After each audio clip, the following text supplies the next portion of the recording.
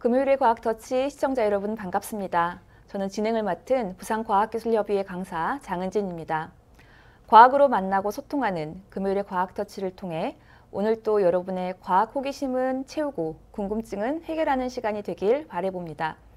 오늘 또 실시간 채팅창 상단에 방명록 링크가 게시되어 있습니다. 현재 매회 방명록을 받고 있고요. 방명록을 남겨주신 분들 중 추첨을 통해 30분께 햄버거 기프티콘을 보내드리는 이벤트도 함께 진행 중입니다. 그리고 내일까지 도입 강연 체험 키트 이벤트 신청을 받고 있습니다. 국리N 사이트에 접속하시면 이벤트 관련 내용을 확인하실 수 있고요.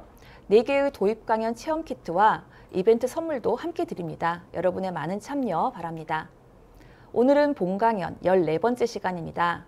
이 시간에는 줄기세포로 만들어낸 장기유사체 어떻게 쓰일 수 있을까라는 주제로 부산대학교 김형식 교수님께서 강연해 주시겠습니다.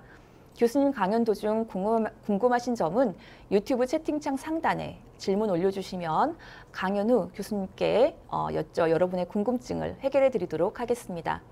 또한 질문에 채택되신 분들께도 저희가 선물을 보내드립니다. 여러분의 많은 참여 바랍니다. 그럼 지금부터 김형식 교수님 모시고 강연 시작하도록 하겠습니다. 네, 안녕하십니까. 저는 줄기세포 연구를 하고 있는 부산대학교의 김형식이라고 합니다. 네, 그러면 만나 뵙게 돼서 반갑고 강연을 시작하도록 하겠습니다.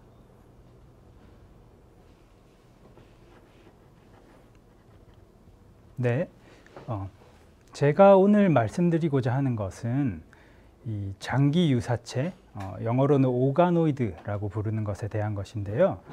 이것을 왜 우리가 만들어냈고 그리고 어떻게 활용을 하고 있고 뭘 하려고 하는지 이런 것들에 대해서 오늘 좀 말씀을 드리려고 합니다. 이 표지에 있는 사진의 경우는 저희가 현재 저희 실험실에서 직접 이제 실험을 하면서 사진을 찍은 것들인데요. 이 중간에 있는 것 같은 경우가 요 이제 장의 오가노이드의 전형적인 모습이 되겠고요.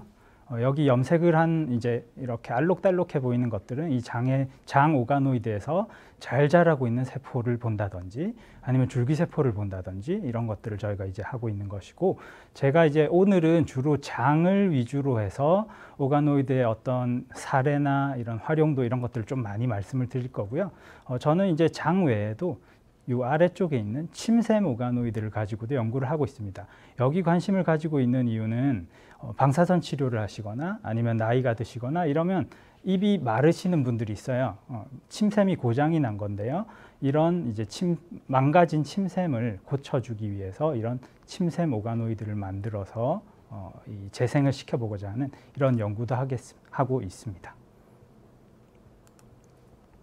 자, 먼저 이런 오가노이드를 왜 우리가 만들게 됐는지 필요성에 대해서 한번 보도록 하겠습니다. 첫 번째 필요성은 조금 먼 미래의 얘기일 수는 있지만 굉장히 중요한 부분이고요. 바로 장기 이식이 되겠습니다. 이 지금 데이터는 올해 3월에 미국에서 장기 이식과 관련된 자료를 이제 업데이트를 한 것인데요. 보시면은 약 10만 명 정도가 지금 장기를 기다리고 있습니다.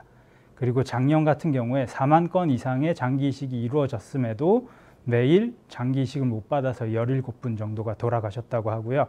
그리고 9분마다 한 분 정도가 장기 대기자로 리스트에 올라오고 있는 이 장기에 대한 수요가 굉장히 많고요. 이 오른쪽에 있는 데이터를 한번 보시게 되면은 신장 같은 경우는 특히나 이 장기가 굉장히 부족한 상태입니다. 그리고 다른 것들은 조금 나아 보이지만 이런 장기들은 지금 현재 장기 이식을 굉장히 많이 하고 있는 장기들에 해당되고요. 더 이런 기술이 필요한 이유는 최근에는 이제 췌장이나 또는 췌장의 일부, 예를 들면 인슐린을 분비하는 췌장섬 같은 것들, 그리고 이제 소장이라든지 이런 여러 가지 장기를 이식해서 치료를 하려고 하는 수요가 많이 있고요. 이런 것들을 해결함에 있어서 이 장기 유사체, 오가노이드가 이제 기술이 발전하게 되면 자기 세포를 가져다가 어느 정도 조직을 만들고, 그리고 이걸 쓰게 되면 면역 거부 반응이 없겠죠. 그래서 면역 억제제도 안 먹어도 되고 이런 식으로 이제 새로운 어떤 이식 기술이 될 수 있다는 겁니다. 다만 제가 처음 시작할 때 미래에 가능하다라고 얘기를 드렸던 부분은 현재 이 장기 유사체 오가노이드 기술의 한계점 중에 큰 부분이 여러 종류가 있는데 오가노이드를 지금 우리가 아무리 이 생체외에서 크게 키워도 몇 밀리미터 수준입니다. 그러니까 아직 이식을 하기에는 이런 부피감이 안 나온다는 말이죠. 그래서 이런 것들을 크게 만들기 위한 이런 기술들이 점점 더 발전한 이후에는 장기 이식에도 쓸 수 있지 않을까, 이렇게 한번 희망을 해보고요. 자, 조금 더 지금 이제 현실적으로 돌아와서 이 오가노이드가 왜 나오게 됐느냐를 보게 되면은, 저희가 이제 사람의 질병을 치료하기 위해서 결국은 약을 만들잖아요. 신약이라는 거를 개발하게 되는데, 이거를 개발할 때 아시는 것처럼 보통 동물 실험이라는 걸 많이 하게 됩니다. 근데 어떤 우리가 질환에 대한 작용할 걸로 예상되는 물질을 찾았어요. 근데 이 물질에 이제 목록을 보게 되면 뭐 1000개, 2000개 이런 경우가 많단 말이죠. 근데 이 1000개, 2000개를 다 동물 실험을 통해서 한다라는 것은 엄청난 돈과 인력이 들고, 그것보다 더 중요하게 너무나 많은 실험 동물이 희생되게 됩니다. 윤리적인 문제도 되는 거고요. 이런 부분 때문에 우리 사람들이 지금 이 1000개, 2000개를 100개, 10개로 줄인 뒤에 동물 실험을 조금만 하기 위해서 이 세포로 실험하는 플랫폼을 오랜 기간 동안 만들어 왔습니다. 그런데 이 세포 실험 플랫폼의 큰 문제점이 무엇이냐 하면, 커서 있는 부분에 보시는 것처럼 기존에 저희가 제일 많이 쓰고 있던 세포 실험 방법입니다. 플라스틱 그릇에다가 똑같은 세포를 쭉 깔아놓고 키워서 거기다 약물을 처치하는 식으로 하는 거예요.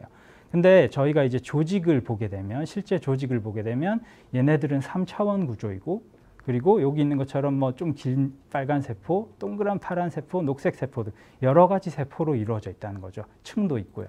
근데 이것을 단일 세포로 2차원으로 실험을 하다 보니까 얘에 반응하는 약물에 대한 얘의 반응성과 얘의 반응성은 큰 차이가 난다는 거죠. 그래서 사람들이 이제 그럼 3차원부터 따라해보자 해서 이 세포를 이렇게 동그랗게 원형으로 3차원으로 기르기 시작했어요.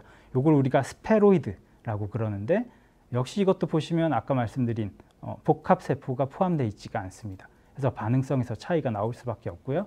그래서 저희가 지금 만들어서 더 발전시키고 있는 단계가 바로 여기 나와 있는 오가노이드라고 되어 있는 장기 유사체 단계가 되겠고요. 이 스페로이드와 오가노이드를 비교해서 오가노이드의 특징을 조금 더 보게 되면, 이 스페로이드는 말 그대로 한 종류의 세포의 덩어리가 그냥 3차원으로 둥둥 떠서 자라고 있는 거라고 보시면 될 것 같고요. 반면에 오가노이드 같은 경우는 여기 그림에 있는 것처럼 이제 장기와 비슷한 구조를 가지고 있고, 세포도 여러 세포가 포함이 되어 있고요. 그리고 더 중요한 부분은 이 세포를 우리가 예를 들면 세 종류의 세포라고 돼 있다고 치면은 ABC 세포를 만들어서 이렇게 붙여준 개념이 아니라, 우리가 줄기세포가 얘네들을 다 만들어서 이런 구조까지 만들어줄 수 있는 환경만 만들어서 이렇게 만들 수 있다는 점이 되겠습니다. 그래서 스페로이드와 오가노이드의 차이점에 대해서 말씀을 드렸고요. 자, 이 오가노이드 역사를 한번 볼게요. 오가노이드를 만드는 과정에 있어서 우리가 일단은 사람들이 장기가, 사람이 한 명이 만들어질 때 어떻게 장기가 발생하는가, 생겨나는가를 이해를 했고요. 그리고 손상이 있을 때 조직이 어떻게 재생이 되는가를 이해를 했습니다. 이 기전을 이제 예전 1900년대 초반부터 찾아갔었고, 그리고 나서 이런 것들을 하는 것이 세포가 특이한 세포들이 있다. 걔네가 바로 이제 줄기세포다라는 것을 찾게 됐고요. 이 만능줄기세포라고 되어 있는데, 이 만능줄기세포와 만능이 아닌 다른 세포는 뒤에서 제가 조금 더 자세하게 다루도록 하겠습니다. 그래서 81년에는 마우스, 쥐의 만능줄기세포를 발견을 했고, 17년 뒤에 사람의 만능줄기세포를 발견했어요. 그리고 2006년에는 우리가 인위적으로 이 만능줄기세포를 만들 수 있다라는 것까지 발견했어요. 그럼 우리가 이제 줄기세포가 뭔지를 알았고, 그리고 이 줄기세포가 장기를 어떻게 만드는지를 알았잖아요. 그러니까 이제 오가노이드라는 걸 만들 수 있다라는 걸 인지하고 이런 연구가 시작된 겁니다. 그래서 2008년에 여기 사진에 있는 이 요시키 사사이 이제 과학자신데, 이분께서 먼저 마우스의 뇌 오가노이드를 만드셨습니다. 근데 이때는 오가노이드라고 이름을 붙이지를 않았어요. 근데 2009년에 네덜란드의 한스 클레버스라는 분의 그룹에서는 장 오가노이드를 만들어서 보고를 하면서 이 팀은 오가노이드라고 이름을 붙였어요. 그래서 이 뒤로 이런 형태의 장기 유사체는 모두 오가노이드라고 불리기 시작했고, 이 두 그룹을 포함해서 굉장히 이제 연구를 잘하시는 여러 그룹에서 신장 오가노이드를 비롯해서 여러 장기에 대한 오가노이드를 만들게 되었습니다. 이 동영상 같은 경우는 이제 오가노이드의 핵심은 결국 줄기세포인데, 그 중에서도 제가 장 오가노이드 얘기를 오늘 많이 드릴 텐데, 장 오가노이드의 줄기세포를 이해하기 굉장히 좋은 동영상이 되겠습니다. 이 장 상피의 표면의 구조입니다. 이런 식으로 이제 빌러스, 우리말로 육모라고 하는 것들이 음식물을 흡수를 많이 하기 위해서 이렇게 볼록볼록 올라와 있습니다. 네. 그래서 이 육모 하나를 단면을 잘라서 한번 살펴보게 되면, 자, 여기 육모가 있고 육모와 육모 사이 부분에 이제 영상이 내려갈 텐데 크립트라는 푹 들어간 부위가 있습니다. 이 크립트 부분에 줄기세포가 있습니다. 이 스템셀, 줄기세포가 있고 얘네를 옆에서 보조하는 애들이 있고, 그리고 이제 위쪽에 세포들을 쭉 만들어낼 전구세포들이 이쪽에 양쪽에 위치를 하고 있습니다. 그래서 스템셀이 먼저 이 전구세포 위쪽에 세포를 만들어낼 이제 세포들을 만들어내고요. 이쪽이 차게 되면 이제 위쪽부터는 실제로 기능을 할 상피의 세포들을 쭉쭉 만들어내게 됩니다. 예를 들면 영양분을 흡수하는 이런 흡수성의 장세포, 엔테로사이트가 있고요. 그리고 점막을 보호하기 위해서 점액을 분비하는 조금 전에 지나간 이제 고블리셀, 이런 셀들이 있습니다. 그래서 이제 계속 분열을 하면서 세포를 만들어서 육모 위쪽으로 세포를 밀어 올리겠죠. 그럼 쭉 끝까지 이제 이것이 세포가 올라가고 반대쪽에서도 올라올 겁니다. 똑같이. 그러면 이제 만나게 되면 이 세포들이 할 일을 다 하고 이제 탈락이 돼서 세포사를 통해서 제거가 되게 되는 거거든요. 근데 이 장에 있는 줄기세포는 굉장히 분열을 잘하고 파워풀한 줄기세포이기 때문에 우리 몸의 이 장상피는 짧게는 4일에서 길게는 7일 사이에 완전히 새 상피로 다 바뀌게 됩니다. 네, 이 우리 몸에 있는 줄기세포 중에서도 굉장히 빠르게 분열을 하는 줄기세포이기 때문에 그런 거고요. 자, 이 그림을 보시면 아까 동영상에서 봤던 그 단면 구조가 또 나오고 있습니다. 그래서 이 이제 크립트의 가장 아래쪽 부분에 줄기세포가 존재하고 있고, 이 줄기세포가 만들어내는 장 상피의 주요한 세포들을 한번 살펴보게 되면, 첫 번째는 여기 이 그림에서 파란색으로 보이는 가장 많은 비율을 차지하고 있는 세포가 바로 영양분을 흡수하는 흡수성 세포 엔테로사이트입니다. 이 엔테로사이트는 끝부분에 보시면 이렇게 미세 육모가 또 있어요. 이게 있는 이유는 표면적을 더 넓히기 위해서 그런 거고요. 영양분을 그만큼 잘 흡수하기 위한 것입니다. 그래서 이 표면적이 굉장히 넓어서 사람의 경우에 이 표면적이 테니스 코트 정도 될 정도로 굉장히 넓다고 보시면 되고요. 자, 이 흡수성 세포와 또 분비를 하는 세포들이 있습니다. 자, 하나씩 보게 되면 여기 가블리셀이라는 애들은 이 분비할 거를 딱 가지고 있죠. 이게 뭐냐면은 장 상피를 보호하기 위한 점액입니다. 점액이라는 것은 장 내에는 미생물이 굉장히 많잖아요. 근데 그 미생물이 미생물이 이제 상피에 막 자꾸 접근을 하게 되면은 이제 여러 가지 질환이 생길 수 있기 때문에 기본적으로 얘네들을 차단해주는 이런 역할을 하고 있고요. 또 장에도 여러 가지 호르몬이 필요합니다. 장이 운동을 해서 음식물도 밀어내려야 될 거고, 그리고 소화효소도 내야 될 거고, 이런 신호를 주는 호르몬을 분비하는 장 내분비 세포라는 게 또 있고요. 그리고 여기 퍼네스셀, 얘도 상당히 중요한 애인데 얘는 줄기세포 바로 옆에 붙어 있어요. 이 크립트 끝부분에서. 그래서 하는 역할은 줄기세포가 건강하게 잘 있고 필요한 때 늘어나고 할 수 있도록 필요한 인자들을 얘가 옆에서 공급해 주는 역할을 합니다. 그러면서 아까 미생물 말씀드렸었는데, 미생물이 또 장 내에 일정 숫자 이상으로 늘어나면 그게 또 병 상황이 되거든요. 그래서 이 미생물을 일정 수준 이하로 억제를 시켜줘야 되는데, 그런 항미생물성 단백질을 이 퍼네스셀이 또 분비하는 역할을 합니다. 그래서 이렇게 장에서의 주요한 줄기세포가 만들어내는 세포 타입들을 저희가 한번 살펴봤고요. 자, 이 한스 클레버스 그룹에서 2009년에 오가노이드를 처음 만들게 됩니다.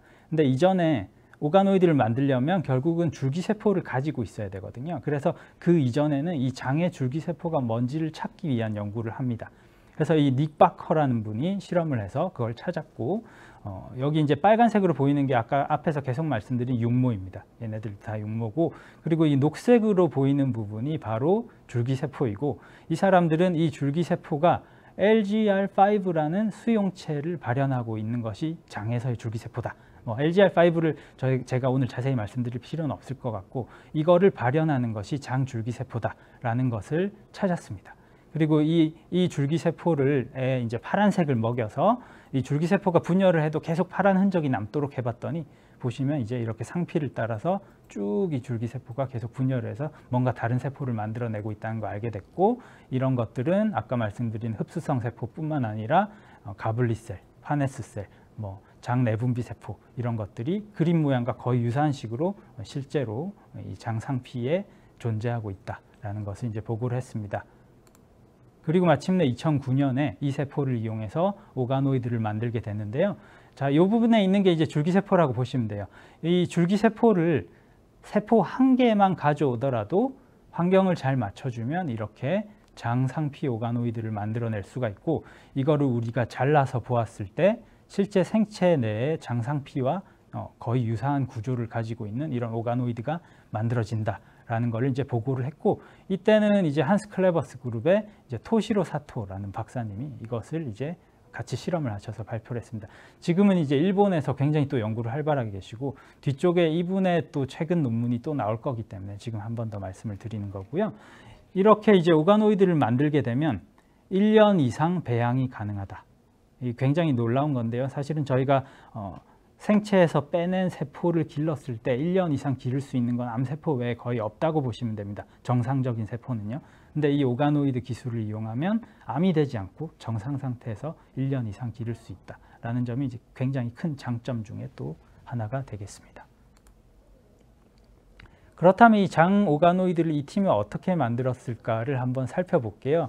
이 오가노이드 배양에 세 가지 중요한 요소가 있는데요. 첫 번째는 앞에서 계속 말씀드린 것처럼 결국 줄기세포가 만들어야 되기 때문에 줄기세포가 있어야 됩니다. 여기 있는 줄기세포 하나를 빼도 아까 만들 수 있다고 말씀을 드렸는데, 그렇게 하면 효율이 너무 낮고 느리겠죠. 그래서 이 팀이 생각한 방법이 육모와 육모 사이에 이 크립트 부분에 줄기세포가 있기 때문에 이 육모를 유리판 같은 것들로 싹 밀어보자 해서 밀었어요. 밀고 이 크립트들만 남겨서 이제 오가노이드를 만들어 봤더니 잘 만들어지는 거예요. 그래서 이런 식으로 해서 이제 줄기세포를 이 팀은 획득을 했고, 오가노이드를 만드는 데 있어서 두 번째로 이제 중요한 인자가 세포의 기질이라는 성분입니다. 이 그림을 보시면 잘 이해가 되실 텐데, 세포는 그냥 빈 공간에 둥둥 떠 있는 것도 아니고, 그리고 자기들끼리만 붙어 있는 것도 아니에요. 이 세포의 기질이라고 하는 마치 그물과 같이 보이는 이 구조 안에 촘촘하게 껴있는 형태로 실제 우리 생체 내 세포는 존재를 하고 있거든요. 그래서 이 세포의 기질이 없이 기존에 배양을 했더니 이 세포는 생체 내에 있을 때랑 성격이 다를 수밖에 없었던 거죠. 그래서 이 세포의 기질 중에 가장 많은 성분이 이제 다들 잘 아시는 콜라겐입니다. 그래서 이 세포의 기질은 저희가 이제 실험적으로는 이런 식으로 이제 병에 담아서 팔아요. 그래서 이걸 사서 이 세포의 기질 속에 줄기세포를 기르면 이제 다른 조건 하나만 더 맞춰주면 오가노이드를 만들 수가 있습니다. 그 마지막 조건이 뭐냐고 하면 성장인자입니다. 이것은 이제 장기 오가노이드별로 조합이 달라지게 되는데요. 장의 경우는 여기 있는 이 세 가지를 주로 넣게 됩니다. 기본적으로 넣게 되는데, 이 성장인자라 함은 결국은 장의 경우는 장 줄기세포가 장기를 잘 만들 수 있도록 신호를 주는 역할을 하는 애들이라고 보시면 됩니다. 그래서 이 신호는 어떻게 찾았느냐 하면은 육모의 끝부분부터 크립트의 끝부분까지 쭉 이 세포들의 신호를 쭉 조사를 우리가 해봤어요. 그랬더니 이 줄기세포가 있는 부위 근처에 오면은 윈트라는 신호가 세지고, 또 EGF라는 신호도 세지는데 BMP라는 신호는 줄어들어야 되는 거예요. 그래야 이 줄기세포가 잘 살 수가 있는 거예요. 그래서 이것을 흉내내기 위해서 이 윈트라는 걸 켜주기 위해서 알스폰딘이라는 걸 치고요. 여기 포함되어 있죠.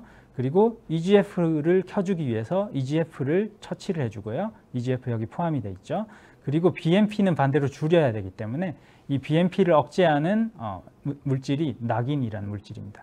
그래서 이 상황을 우리가 세 가지를 처치를 해서 흉내를 내준 겁니다. 그래서 줄기세포를 가지고 세포의 기질 속에서 살게 해주되 장줄기세포가 이 상피를 만들어내기 좋아하는 신호를 우리가 줌으로써 이 생체 외에서 이 장상피 오가노이드를 만들 수 있게 되었다라는 것입니다.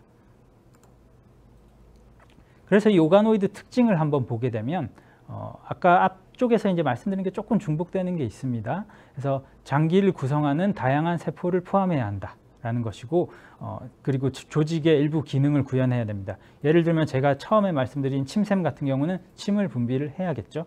그리고 신장 오가노이드 같은 경우는 여과를 할 수 있어야 되고요. 그리고 수축을 하는 장기의 오가노이드는 수축을 보여야 되는 겁니다. 그래서 이런 식으로 기능을 구현해야 되고, 그러면서 장기와 유사한 구조를 가지고 있어야 되고, 이것들은 다 우리가 인위적으로 만든 것이 아니라 줄기세포가 이런 식으로 자기들이 공간을 분할해서 줄기세포가 만든 여러 세포가 스스로 공간이 분할되고 공간별로 같은 세포만 만들어지는 이런 소위 말하는 이제 저희가 자가 조직화, 셀프 오거나이제이션이라고 하는 이런 과정을 통해서 만든 것, 이것을 우리가 오가노이드라고 합니다. 그래서 이제 줄기세포가 결국 오가노이드를 만든다고 말씀드려서 줄기세포의 종류를 제가 조금 말씀을 드릴게요. 자, 정자와 난자가 만나서 수정란이 됐어요. 얘는 이제 사람을 만들 수 있겠죠. 근데 이게 이제 분열이 되면서 발생 단계에 분열이 되면서 세포가 2개, 4개, 8개 이렇게 되게 되는데 8개인 8세포기 단계가 되면 이 내부에 배아줄기 세포가 있습니다. 이 배아줄기 세포라는 건 우리 몸을 구성하는 모든 세포로 분화할 수 있는 만능성, 즉 플루리포턴시를 가지고 있고요. 얘네가 더 분화가 되게 되면 정해진 몇 개의 세포로만 분화할 수 있는 다능성, 멀티포턴시를 가지고 있는 성체 줄기세포가 됩니다. 그리고 더 분열이 끝나게 되면 피부세포, 적혈구 이런 식으로 자기들 세포 외에는 다른 거는 될 수가 없는 이제 완전히 분화가 끝난 체세포가 되게 되는 거고요. 이 위쪽에서 아래쪽으로 과정은 굉장히 자연스러운 현상이죠. 개체가 만들어지고 재생이 되고 이런 과정이 되겠는데 거꾸로의 과정은 일어날 수가 없습니다. 이런 것이 깨진 것이 이제 암이 되는 것이고, 근데 2006년에 일본의 한 과학자가 이렇게 분화가 완전히 끝난 세포가 우리가 이제 어떤 유도 조건을 맞춰주게 되면 배아줄기 세포와 비슷한 만능성을 획득할 수 있다라는 걸 보고를 했어요. 그리고 이 만능성을 유도할 수 있다라고 해서 유도 만능 줄기 세포라고 불렀고요. 즉 피부 세포를 가져다가 배아줄기 세포가 많이 발현하고 있는 유전자들을 쭉 찾아서 이 중에 4개를 골라서 집어넣어줬더니 배아줄기 세포와 비슷한 만능성을 획득하는 이런 유도 만능 줄기 세포를 만들어낼 수 있다라는 걸 보고를 했고, 이 일본의 이제 야마나카 박사님인데 이분 같은 경우는 6년 만에 노벨 생리의학상을 2012년에 수상하게 됩니다. 그래서 말씀드린 이 만능 줄기세포와 그리고 조직마다 존재하고 있는 성체 줄기세포를 이용해서 오가노이드를 이렇게 만들 수 있고요. 만능 줄기세포는 우리가 발생학 연구를 지금 100여 년간 해왔잖아요. 그러니까 몇 일 차에 무슨 인자를 넣어주고 몇 일 차에 뭐를 억제해주면 어느 장기로 가라는 걸 우리가 경험적으로 알고 있는 거죠. 그래서 이 만능 줄기세포를 가지고 그 조건을 쭉 만들어주면 이제 원하는 장기를 유사체를 우리가 만들 수 있는 거고, 반면에 이제 성체 줄기세포는 우리가 손상이 있을 때 재생이 되는 기전도 일부 알고 있단 말이죠. 이 기전을, 이 상황을 비슷하게 흉내를 내주면, 모사를 해주면 역시 여러 종류의 장기 유사체, 오가노이드들을 만들 수가 있는 겁니다. 2020년, 그러니까 2년 전에 정리된 결과를 한번 보고된 걸 한번 보게 되면은 저희가 생각할 수 있는 많은 장기들에 대해서 오가노이드를 만들 수 있다라는 보고가 되어 있습니다. 여기 사진에 있는 것이 전형적인 장 오가노이드의 사진이 되고, 맨 아래쪽에 있는 것이 모낭이 포함된 피부 오가노이드의 사진이 되겠습니다. 즉 이 오가노이드에서는 털이 날 수 있다는 거죠. 그래서 그 당시에 굉장한 이슈가 됐었고, 근데 이렇게 많은 장기 오가노이드를 만들 수가 있는데 정말 다 굉장히 잘 되느냐, 완성된 기술이냐 하면 아직 그건 아니라는 거죠. 그래서 여기 제가 정리해 놓은 장기들이 이제 비교적 오랜 기간 연구가 됐고 또 굉장히 잘하는 그룹에서 오가노이드를 만드는 방법을 확립을 해둔 장기들이 되겠습니다. 그 장기들이 뇌, 간, 신장, 위장관, 폐, 요 정도가 되는 거고요. 보시면 이제 이 아까 말씀드린 한스 클레버스라는 이름이 굉장히 여러 곳에 분포해 있는 걸 보실 수가 있습니다. 자, 이런 다른 연구 방법에 대비해서 이 오가노이드의 장점을 한번 보게 되면은 간단히만 말씀을 드릴게요. 일단은 저희가 조직을 떼서 바깥에서 조직을 기르거나 아니면 거기서 빼낸 세포를 기르거나 하는 방식이 있겠죠. 근데 이런 방식은 절대 오래 유지를 할 수가 없습니다. 그런 부분에서 아까 말씀드린 것처럼 오가노이드는 확립되면 1년 이상 기를 수 있다. 이것은 여러 실험을 할 수 있다라는 스케일을 증가시킬 수 있다는 얘기고, 그리고 뱅킹이 가능하다는 말은 이걸 저장해 뒀다가 빼서 다시 길러서 우리가 원할 때 실험을 할 수 있다는 얘기예요. 이런 장점이 있고 불멸화 세포주, 보통 말하는 알고 계신 이제 암세포주 이런 걸로 생각하시면 됩니다. 그래서 대장암 세포, 간암 세포 이런 것들이 되겠고 이 세포주들은 가장 큰 단점이 제가 처음에 말씀드렸던 단일 세포로 되어 있다는 겁니다. 암도 세포가 암 덩어리에 단일한 종류가 들어있지 않습니다. 그래서 이런 것들로 한 실험에 비해서 오가노이드는 여러 세포가 포함된 불균질성, 균질하지 않은 점을 재현할 수가 있기 때문에 이 가장 큰 장점 중에 하나라고 할 수가 있고, 또 동물 모델과 비교해서는 우리가 동물 모델에는 이제 쥐로 잘 알고 계신 이제 마우스를 가장 많이 쓰게 되는데 이 마우스에도 요새 윤리 문제가 계속 대두되면서 동물 실험은 최대한 하지 말고 하더라도 정말 최소한으로만 해라라고 하는 이제 뭐 소위 말해서 3R이라고 하는 원칙이 있는데 이런 것 때문에라도 이 오가노이드가 이것들을 대체할 필요가 있는 거고요. 그리고 얘기 드린 것처럼 동물에 비해서는 오가노이드가 훨씬 많은 종류의 처치를 하고 실험할 수가 있고 여러 가지 실험적 변수를 제어하기가 용이하고, 그리고 중요한 부분이 사람과 동물은 다릅니다. 동물 실험을 해서 찾은 것이 사람에서 효과가 있는 경우도 많지만 반대로 예측하지 못한 이상한 현상이 나오는 경우가 역사적으로도 있어 왔고요. 그런 부분에서도 사람 세포에서 유래한 이런 오가노이드를 이용한 연구는 필요한 거고요. 그리고 우리가 여러 가지 검사를 할 때 생검, 바이옵시를 하잖아요. 근데 이건 워낙 샘플량이 작기 때문에 검사 한두 번 하고 끝나게 되는데 이런 것에 비해서도 역시 오가노이드는 한번 만들어지면 이제 무한대는 아니지만 원하는 만큼 불려낼 수가 있기 때문에 굉장히 그런 장점이 있고 역시 뱅킹이 가능하다는 것, 이 부분이 또 장점이 되겠습니다. 자, 그러면 이제 오가노이드에 대한 기본적인 설명은 제가 다 드린 것 같고 이것을 어떻게 활용하고 있는지 제가 사례 중심으로 얘기를 드리겠습니다. 자, 첫 번째는 어떤 장기에서 줄기세포 연구를 하고 싶다. 더없이 좋은 도구가 되겠죠. 그리고 이제 환자의 샘플을 가지고 우리가 오가노이드를 만들게 되면은 그 환자가 어떤 질환이 있었으면 이 오가노이드에서 그 질환의 소위 말하는 표현형이라고 하는 이상이 관찰이 되는 경우가 많습니다. 그러면 그 이제 우리가 몰랐던 왜 질환이 일어난지를 찾을 수가 있겠죠. 그리고 이게 찾아지게 되면 이거를 교정할 수 있는 약물을 찾기 시작합니다. 신약 개발에 활용이 될 수가 있고 여기서 후보물질들이 쭉 나오게 되면 이 후보물질이 효과가 있는 것도 중요하지만 그것보다 더 중요한 게 안전해야 됩니다. 그래서 이 독성을 평가하는데 이 오가노이드를 쓸 수가 있고요. 그리고 이제 질환 모사, 이것도 이제 질환을 연구하는 것과 같은 개념이긴 한데 요새 워낙 이슈가 되다 보니까 따로 떨어져 있는데 감염성 질환들, 지금 우리 몇 년간 우리 너무 괴롭히고 있는 코로나라든지 그 전에 좀 이제 또 우리를 두렵게 했던 지카 바이러스, 소아의 소두증을 일으키는 이런 것들은 사람을 대상으로 실험을 우리가 못 하잖아요. 그러니까 사람의 오가노이드로 실험을 해서 실제로 많은 정보를 우리가 얻고 있습니다. 그리고 마지막으로 조금 더 먼 미래에는 이 오가노이드를 실제로 이식하는 어떤 장기나 그 이하의 조직으로서 활용할 수 있다는 점입니다. 그래서 일단 질환 모사해서 약물을 찾는 부분에 대해서 제가 좀 재밌는 사례들을 말씀을 드릴게요. 첫 번째 케이스는 낭포성 섬유증, 영어로는 cystic fibrosis라는 질환이 되겠는데 이 질환은 뭐냐면 폐에도 나오고 장에도 나옵니다. 근데 자, 폐 같은 경우는 이제 공기가 지나다니는 관들이 쫙 깔려 있죠. 그래서 기관지나 이제 세기관지 이런 것들인데 여기로 결국 공기가 통과를 하는데 여기도 장도 마찬가지지만 여기도 미생물이 굉장히 쉽게 들어올 수 있는 경로입니다. 우리가 호흡할 때 들어와 버리면 되니까. 그래서 이 미생물을 막기 위해서 아까 장에서 잠깐 말씀드렸던 점액이라는 걸 여기서도 분비를 하게 됩니다. 점액이 다 좋은데 액체가 그만큼 나와져서 점액이 계속 씻겨져 내려가줘야 돼요.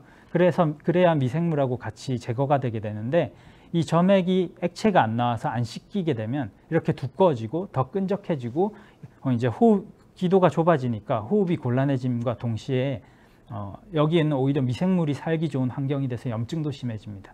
이게 심해지면 결국 이제 폐 이식을 해야 되는 상황까지 가게 되는데요.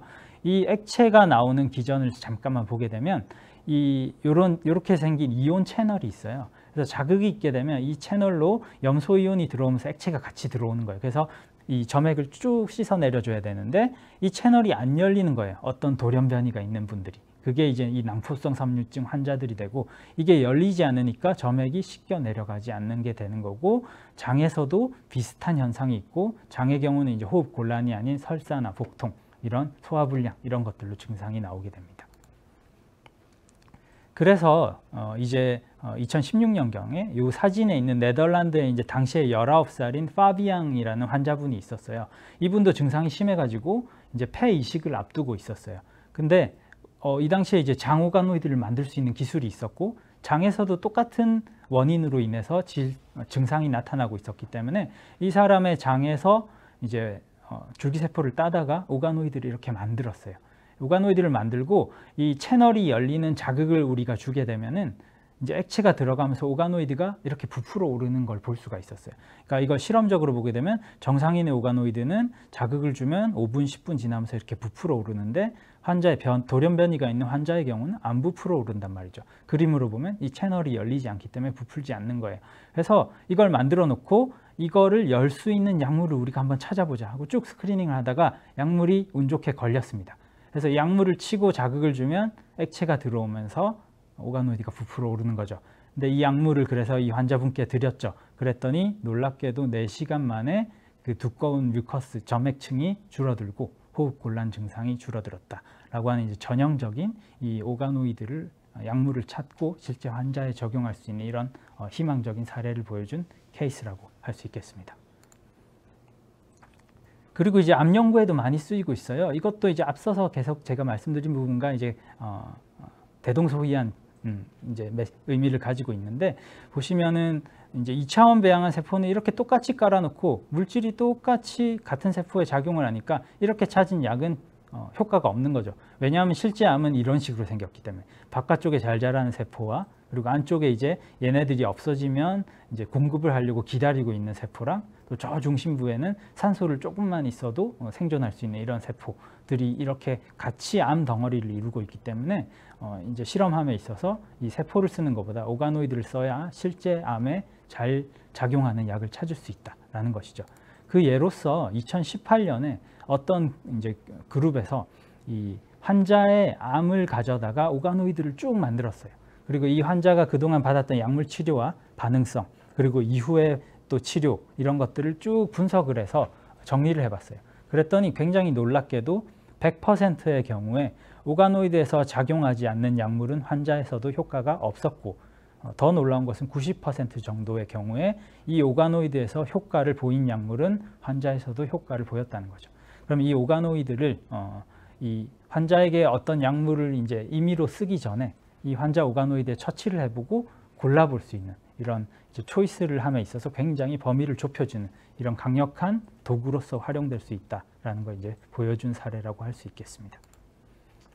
자, 그리고 이제 감염성 질환은 아까 이제 지카 바이러스나 그리고 이런 우리 지금 3년 동안 고생하고 있는 이 코로나 바이러스의 원인균인 사르스코브2 바이러스 연구에 오가노이드가 쓰이고 있고요.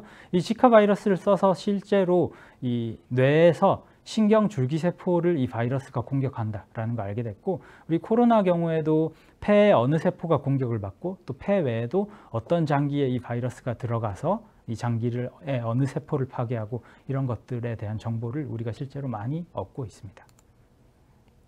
그리고 이제 우리가 찾아낸 약물에 대한 독성을 평가하는 데 쓸 수가 있고요. 이렇게 이제 오가노이드의 기본적인 형태가 변화하는 경우 그리고 장 같은 경우는 장 상피가 이렇게 굉장히 타이트하게 단단하게 결합이 돼 있어서 장벽을 형성하고 있습니다. 배리어를 형성하고 있는데 이것도 이제 평가를 할 수가 있어요. 예를 들어 장 오가노이드를 가지고 우리가 형광물질에다가 이 오가노이드를 넣어주면 정상적인 장벽 기능이 작동하는 상피의 경우는 이 형광물질이 안으로 못 들어와요. 근데 어떤 약물이 이 장벽을 깬다라고 할 경우에는 이 형광이 안쪽으로 쓱 스며들게 됩니다. 이렇게 간단한 방식으로도 이 독성을 평가할 수가 있고요. 그리고 이 오가노이드 내 세포가 죽는지 그 세포가 잘 자라는 것을 어떤 약물이 저해하는지 이런 것도 볼 수가 있고 더 중요한 점은 이 말씀드렸듯이 조직은 여러 세포로 되어 있거든요. 근데 어떤 약물이 이 모든 세포의 독성을 똑같이 나타내지 않아요. 줄기세포만 죽일 수도 있고 아니면 여기 있는 다른 한 가지 세포만 죽일 수도 있는 거죠. 근데 오가노이드를 써서 분석을 하게 되면 어느 세포에 독성이 있는지를 특이적으로도 볼 수가 있죠. 이거는 기존에 2차원 배양하던 세포 시스템에서는 절대 볼 수 없었던 이런 독성 평가법이 되겠습니다. 자, 다음 사례는 장기 이식의 희망을 보여주는 이런 조직 재생 사례라고 할 수가 있고요. 아까 처음 보였던 2009년에 한스 클레버스가 이 장오가노이드를 만들 때 같이 연구를 했던 이 토시로 사토 교수님이 지금은 일본에서 최근에 작년에 이 논문을 발표를 했습니다. 여기서는 어떤 식으로 이식을 했냐? 굉장히 이제 새로운 발상의 전환이었는데요. 여기 있는 숄트 바울 신드롬이라는 게 있습니다. 간단하게 말씀을 드리면 질환이 있어서 소장을 잘라내거나 아니면 선천적으로 소장이 짧은 분들이 있습니다. 그래서 소장이 짧거나 없는 분들입니다. 그러면 이런 경우는 소장에서 영양분 흡수를 해야 되는데 흡수가 안 되겠죠. 그러니까 영양실조부터 여러 가지 합병증이 동반이 되고 삶의 질이 매우 떨어지고 정상적인 생활을 할 수 없는 이런 질환이라고 할 수 있는데 이런 분들을 위해서 우리가 오가노이드 기술이 있으니까 이제 토시로 사토 교수님 그룹에서 소장 오가노이드를 만들었어요. 사람의 소장 오가노이드를. 그리고 이것을 이제 면역 결핍 쥐 같은 데다가 이식을 해준 겁니다. 근데 어떻게 했냐면은 이 오가노이드는 앞서서 말씀드린 것처럼 계속 그림에도 나오지만 이렇게 동그랗게 닫혀 있는 구조를 가지고 있다는 거죠. 그래서 이대로 이식을 할 수가 없어요. 그래서 이걸 다시 2차원으로 쭉 펴줬어요. 그리고 이제 이런 흐름, 액체의 흐름 같은 것들을 줘서 육모가 이제 실제 우리 장 내에 이 내강으로 이렇게 솟아오르듯이 이런 구조를 만들어 놓고 이렇게 만든 구조를 그 쥐의 대장의 상피의 일부를 깎아내고 사람의 소장 상피를 심어줬어요. 근데 굉장히 놀랍게도 여기 결과에서 보실 수 있는 것처럼 이식이 되고 있고요. 소장이 이제 굉장히 없는 마우스임에도 불구하고 이 마우스는 이제 영양실조로 인해서 얼마 못 살고 죽게 되는데 대장에 사람 소장 상피를 이식해 줬는데 영양분을 흡수를 하면서 생존을 하고 했다는 겁니다. 그래서 굉장히 놀라운 결과이고 이런 식의 부분적인 이식에는 오가노이드가 충분히 활용될 수 있기 때문에 이런 이식 부분도 좀 더 제가 생각한 것보다도 앞당겨져서 시도가 될 수 있을 걸로 생각이 되고요. 또 아까 앞에 제가 그 낭포성 섬유증 얘기할 때 환자의 오가노이드를 만들어서 약물을 찾았죠. 그 경우에는. 근데 교정할 수 있는 약물을 못 찾는 경우가 더 많습니다. 왜냐하면 가지고 있는 약물 중에 작용을 한다는 보장이 없기 때문에. 그래서 이런 경우는 우리가 유전적으로 결함이 있는 걸 알고 있으면 뭐가 돌연변이가 있는지 알 수 있어요. 근데 이 오가노이드만큼이나 최근에 이제 놀라운 발견 중에 하나가 유전자 가위죠. 여기 크리스퍼 캐스9이라고 하는 유전자 가위인데 굉장히 간단하게 원하는 부분의 유전자를 자를 수도 있고 그리고 유전자를 대체할 수도 있습니다. 그 대체하는 기술을 써서 이 유전자 변이를 교정을 하면 정상적인 오가노이드로 만들 수가 있고 이거를 이제 이식을 해준다. 이런 컨셉의 이제 유전자 변형과 동반된 오가노이드를 이용한 조직 재생도 이제 가능할 것으로 기대되고 있습니다. 그러면 제가 이제 저도 이제 오가노이드로 연구를 하고 있으니까 제가 하고 있는 연구를 끝으로 마지막에 잠깐 말씀을 드릴게요. 저는 이제 앞서 소개됐던 것들과는 조금 방향성이 다른데요. 제가 이제 해결해보고자 하는 질환은 염증성 장질환이라는 질환이고요. 여기는 이제 크론병이나 궤양성 결장염으로 나눌 수 있는데 이 부분은 오늘 많이 말씀드리진 않을 거고 결국은 장에 우리가 원인을 알 수 없는 염증이 생겨서 이게 만성화돼서 상피층부터 망가지면서 이 조직이 이제 계속 파괴가 돼서 심해지게 되면 결국은 장을 절제할 수밖에 없게 되는 이제 삶의 질을 굉장히 떨어뜨리고 특히 젊은 남성분에게도 많이 나옵니다. 그래서 이제 사회적으로 이제 문제가 되는 질환 중에 하나로 볼 수가 있고요. 기존 치료제를 보게 되면 이제 효과가 별로 없거나 아니면 이제 부작용이 심한 이런 약제들만 있었습니다. 그래서 최근에는 이제 이런 생물학적 제재라고 하는 항체 제재가 나오게 되면서 이런 유사한 면역으로 인한 비정상적으로 과도한 면역으로 인한 질환들이 많이 정복이 되어 가는데 이상하게 이 염증성 장질환은 이 약을 써도 반응을 하지 않는 소위 말하는 불응성 환자들의 비율이 여전히 높습니다. 30에서 50% 정도가 되고요. 그래서 이것을 치료할 수 있는 새로운 기술이 필요하다라는 것은 이제 모두가 동의하고 있는 부분이 되겠고요.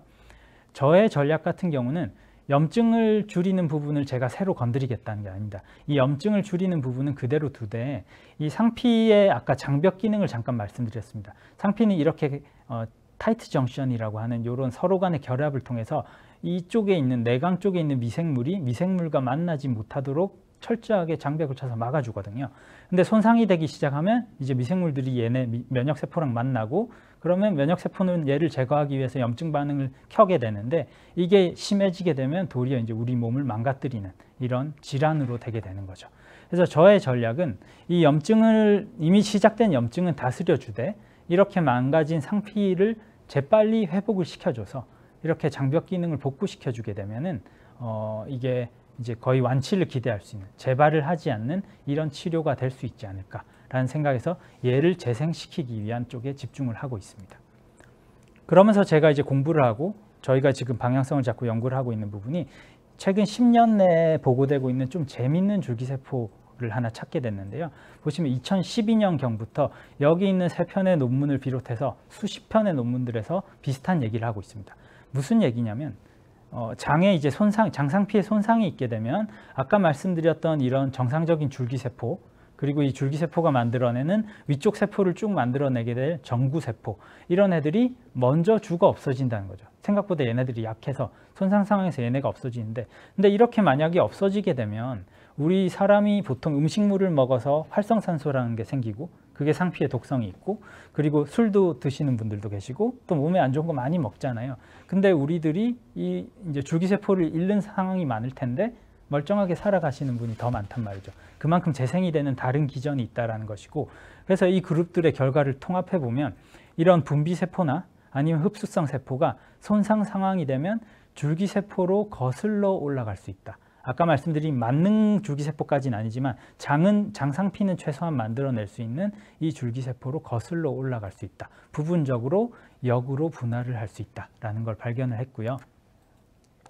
2019년에 캐나다의 그룹에서 이 줄기세포를 뭐라고 이름을 붙였습니다. 근데 아직까지 정설화된 것이 아니기 때문에 이 부분 제가 말씀을 안 드리겠고요.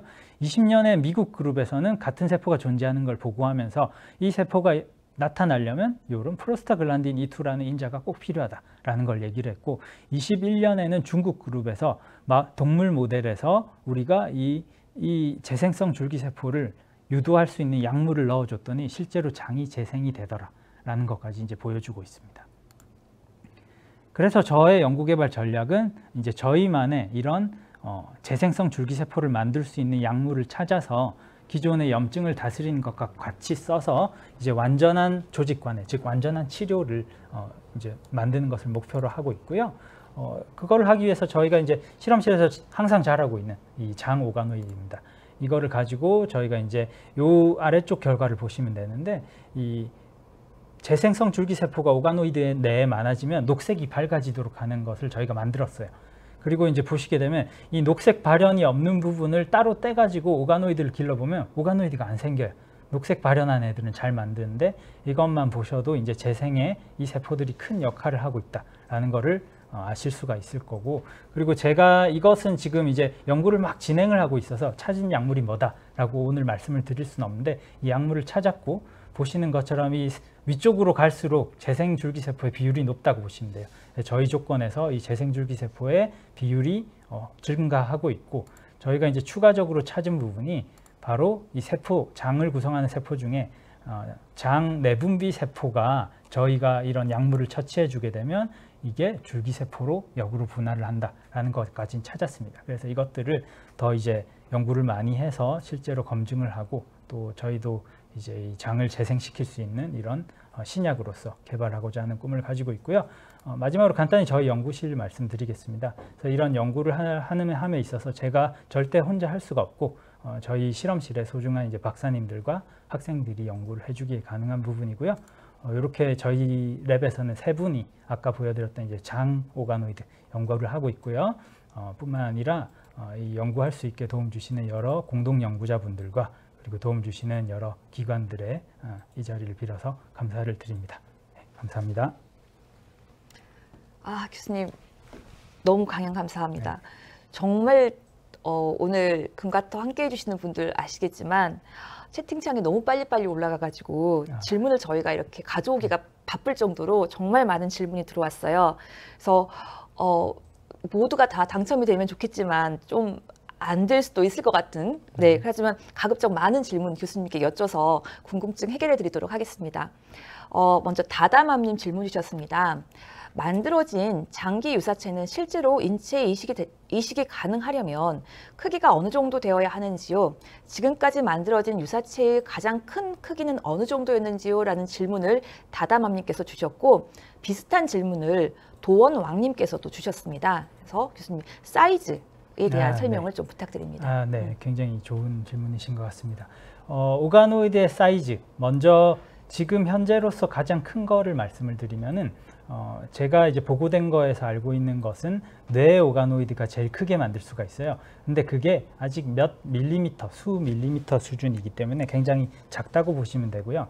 근데 이식 측면에 있어서는 꼭 엄청나게 커져야 되느냐? 그것은 장기별로 다릅니다.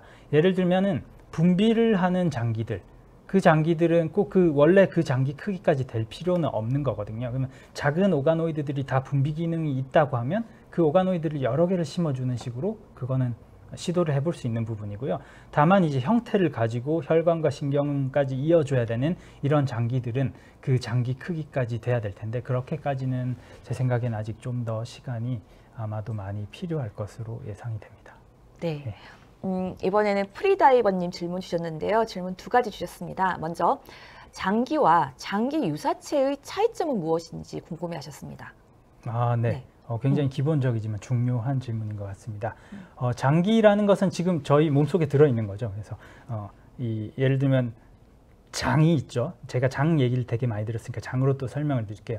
그러면 장이 있으면 이 장기 유사체는 이 장의 일부를 유사하게 일부 조직을 흉내내고 있는, 근데 체외에서 배양 가능한 것을 말하고요. 가장 큰 차이점은 뭐냐면 여러 가지가 있습니다. 예를 들면 장 같은 경우는 아까 제가 계속 말씀드렸던 상피층이 있는데 그 밑에 면역세포랑 신경혈관 들어오는 라미나 프로프리아라고 하는 다른 층이 또 있어요. 그 밑에는 또 근육이 있어요. 근데 오가노이드에는 요 상피밖에 없습니다.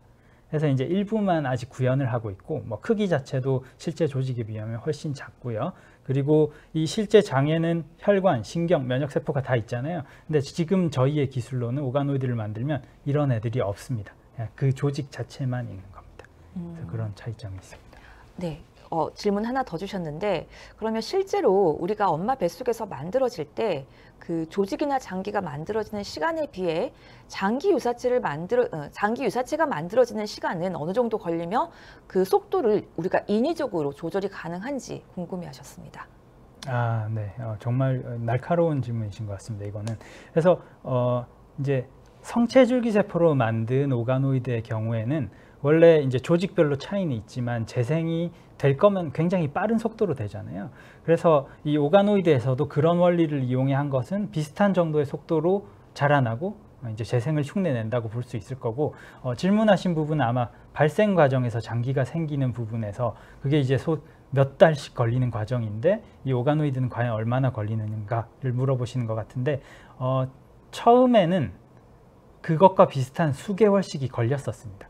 근데 이제 그것을 우리가 신호를 좀 더 바꿔서 그것들을 시간을 줄일 수 있는 방법들을 찾았고요.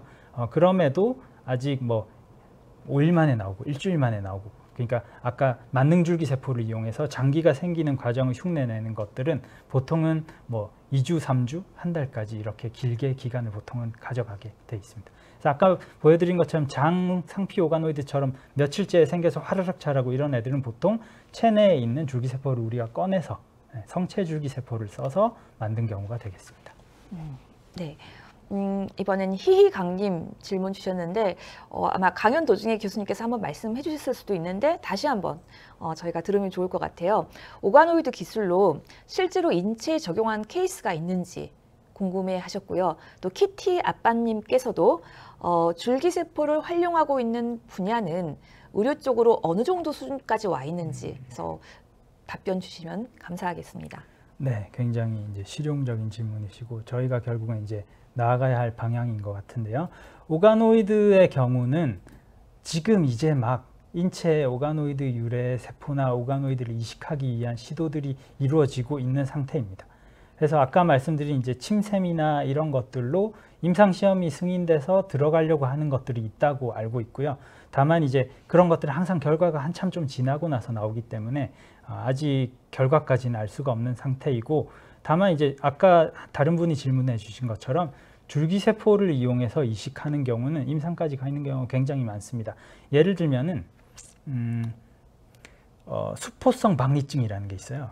우리 피부가 있으면 외피, 바깥쪽에 우리 보이는 외피가 있고 그 밑에 진피가 있는데 이 외피랑 진피가 단단하게 붙어 있거든요. 이것들을 이제 붙여주는 단백질들이 있어요. 라미닌 같은 애들. 근데 이런 애들이 돌연변이가 있는 분들은 그게 툭툭 떨어져요. 그러면 이제 진피가 나오는 거죠. 얼마나 아프겠어요. 생활을 할 수가 없는데 그 이제 원인 변이를 찾아서 우리가 피부에 이제 케라티노사이트라는 피부 세포를 꺼내서 이 플라스틱 바닥에 길러 보니까 그 환자분들의 세포는 그 바닥에도 못 붙고 툭툭툭 떨어지는 거예요. 그래서 이것을 이제 아까 유전자 가위 잠깐 얘기 드렸죠. 유전자 가위로 그 변이를 교정을 한 다음에 붙여보니까 붙는 거예요. 그럼 이 세포를 많이 길러서 이렇게 시트 형태로 쭉 만든 다음에 그 환자분한테 이식을 해줬어요. 뭐 5차, 6차에 걸려서 몇 년 동안. 근데 그분이 이제 정상 생활을 하고 있습니다. 이런 되게 긍정적인 이식이 성공한 케이스도 존재하고 있습니다. 네. 그 방금 키티 아빠님과 히히 강님에 대한 질문이었는데 같은 질문을 실은 쥐돌이 마님께서 주셨었어요. 네. 그래서 세 분 모두 질문 되신 걸로 저희가 올려드리겠습니다. 네.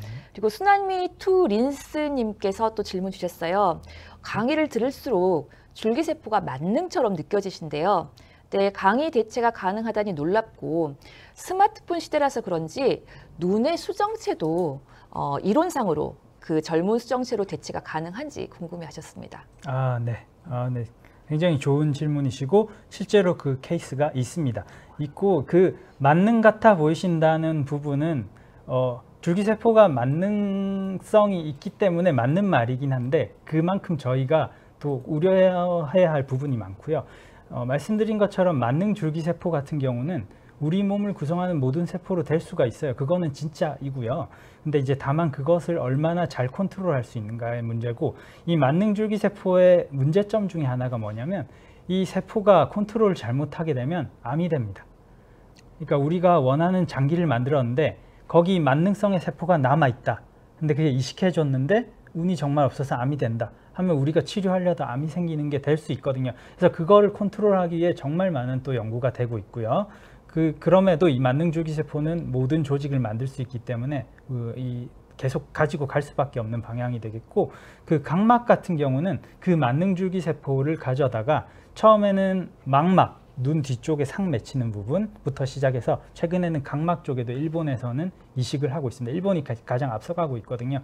이 눈에다가 많이 먼저 하는 이유는 눈은 아까 말씀드린 암세포가 생길 수 있는 위험이 있더라도 모니터링이 굉장히 쉽잖아요.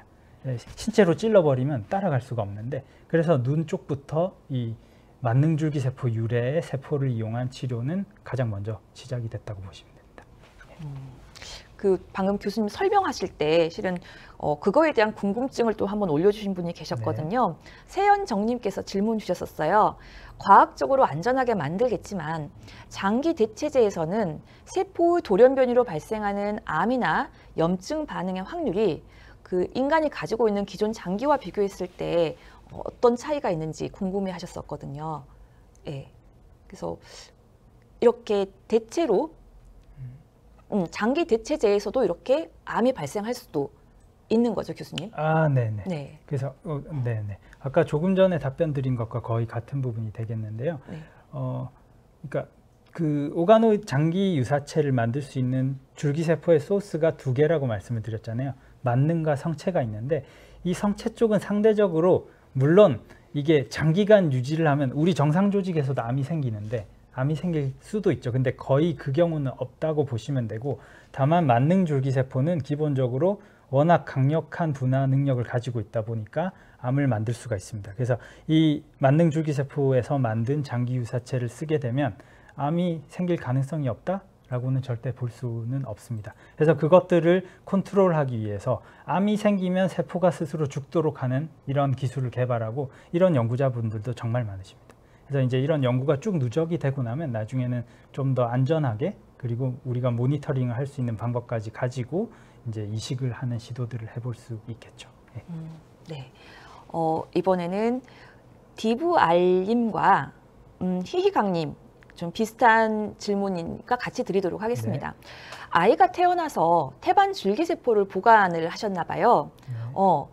이거 비용도 굉장히 많이 나왔다고 하는데 이걸 해놓으면 미래에 도움이 될까요? 라는 질문 주셨습니다. 태반 줄기세포. 네네네. 네. 네, 뭐 태반 줄기세포, 제대열 줄기세포 이런 것들을 뱅킹 하시는 분들이 많으신데요. 그러니까 그 부분은 이게 당장에는 이제 제가 보여드린 것처럼 그 세포를 이용해서 일단 나의 세포기 때문에 거기서 어떤 조직이나 세포를 만들면 거부 반응 자체는 없습니다. 그런 것은 분명히 장점인데, 다만 오늘 제가 보여드렸던 이런 기술들 중에 직접 이식을 할 수 있는 부분들은 굉장히 아직은 사례 한두 개가 있는 상황이기 때문에, 근데 또 저희가 연구를 하면서 굉장히 빠르게 발전하고 있거든요. 그래서 연배가 어떻게 되시는지 모르겠지만 뭐 10년, 20년이 지난 다음에는 할 수 있는 게 점점 더 많아질 걸로 네. 기대하고 있습니다. 네.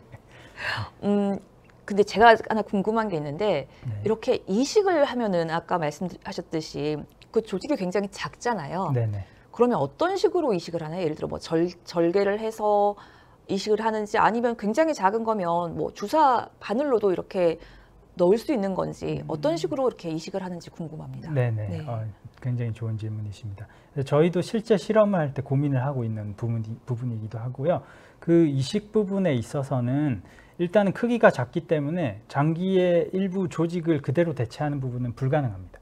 그렇기 때문에 이제 살아있는 장기 부분에다가 이 오가노이드 내에는 지금 줄기세포가 굉장히 많이 보존이 돼 있잖아요. 그래서 세포 수준으로 다시 분리를 시켜서 이거를 장기의 이제 손상 부분에 집어넣어주는 식의 시도도 있고요.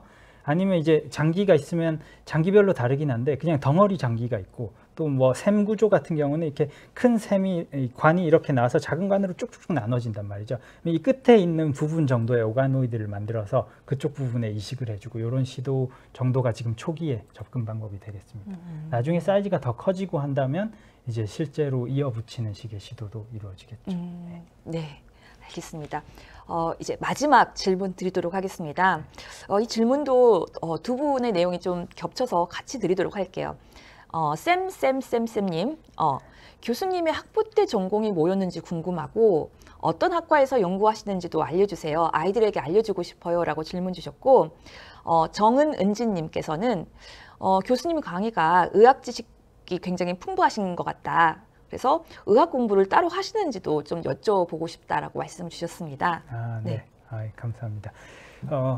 먼저 저는 학부 때는 저는 이제 수의대를 나왔습니다. 그래서 수의학을 공부를 했었고, 아시는 것처럼 이제 수의학이 약간 의학과 비슷하게 동물에서 비슷한 걸 다 하는 거잖아요. 그러다 보니까 의학적인 이제 백그라운드가 조금 있다, 네, 아무튼 있는 편이고요. 네, 그리고 죄송하지만 지금. 네. 그 질문 다시 말씀하신 거죠? 네네. 제가 지금 답변 다 드렸나요? 네. 학부 때 전공은 뭐였는지 궁금하시고, 네. 수의학이고, 제가 이제 그 이후에 석사, 박사를 했는데 그때 이제 줄기세포를 전공을 했습니다. 네. 석사, 박사 때 네. 수의학과에서 줄기세포를 전공하셔서, 네, 실은 저희 교수님 지금 근무하시는 부산대학교 학과는 네, 치과대학에 있습니다. 네, 그래서 아마 그래서 더 궁금해하셨던 것 같습니다. 네, 그래서 저희 오늘 정말 많은 질문 주셨죠. 저희 당첨자 말씀드리도록 하겠습니다. 저희 당첨되신 분 제가 호명 드릴게요. 다다맘님, 도원왕님, 프리다이버님, 히히강님, 키티아빠님, 쥐돌이맘님, 수나미투 린스님, 세연정님, 디브알님, 쌤님, 정은은지님께서는 저희 지금 자막에는 나가지 않지만 저희 그 국리엔사이트 아시죠? 국리엔사이트 이벤트 들어가시면 당첨자 발표를 매주 하고 있어요. 그래서 거기 확인하셔가지고 거기에 안내되는 이메일로, 지금 나오네요. 지금 나오는 이메일로 연락처 보내주시면 저희가 기프티콘 보내드리도록 하겠습니다. 축하드립니다. 네. 네, 저희 여기서 끝인사 드리도록 하겠습니다. 오늘 유익한 강연 들려주신 김영식 교수님께 진심으로 감사드리고요. 지금까지 함께해 주신 유튜브 시청자 여러분께도 감사드립니다. 저희 15회차 금요일의 과학터치는 2주 후에 있습니다. 10월 7일 금요일 저녁 6시 30분에 다시 찾아뵙도록 하겠습니다. 편안한 밤 되십시오. 감사합니다. 감사합니다.